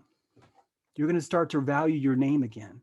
And when you value your name, what you're really doing is you're sticking a root down in the soil and you're tapping into your ancestors with that root. And when you tap in with that root, it's going to give you water. It's going to give you the oldest water you've ever known. And it's so rich. It's so rich. You're not even going to be able to handle the taste of it for a few seconds. You're going to be like, wow. Wow. That's why when you look around, the Native Americans that are here, so many of them still have that deep root. And that's why they're able to tap into it and feel that energy. Find those roots yourself, guys. There is no such thing as the state of North Carolina. There's no such thing. I am a man from Katua, because that's the name. That's the name of this land. And when I found that name, what that was me taking my root and sinking it into the soil. And the earth did not reject me. She was like, yeah, man, this is a man from Katua. And you guys can do that too. Find out the name of your land. Find out what happened before Columbus got here. Fix the amnesia. As you unwipe that amnesia, you're going to get more and more energy from the earth. These fuckers are trying to pave her over, man. And the more they pave her over, the harder it's going to be for you to tap in. It's time to tap in, guys. It's time to do it now. All right. I'm going to sign off now. I really appreciate you guys so much. Please go check out Dr. Kaufman. Please go check out Richie from Boston. Please go check out Jason and Secrets of Saturn and Wayne too. Please go check out Crow. These guys are right there on the front lines. They're willing to risk it. And I know you are too. Make your platoon proud, man. We are in a core platoon here. We're going to raise each other up. Anyway. Oh, so emotional. Love you guys. We'll see you on the flip side. Hey, feel free to subscribe and like. I got a couple books out if you want to help. I know it's probably kind of a crazy time to even say that, but if you want to read my books, go for it. You know, if not, look for me on Twitter. All my stuff's free. Check out my website, www.jtrue.com. Almost everything, I'm going to tell you a secret. Almost everything in my book is on my website. So if you don't have money, go read. Do a search for ego. Go on my website, do a search for ego. And never, ever, ever, ever shame your ego again. And when someone tells you you need to be selfless, picture yourself as Scotty. and someone's telling you need to not have any warp core at all, and say, that's fucking insane, dude. I want to be a generous, empathic person. Of course I need ego. How else am I going to have energy to give someone? Do it. Anyway, love you guys. Whew, we'll see you next time.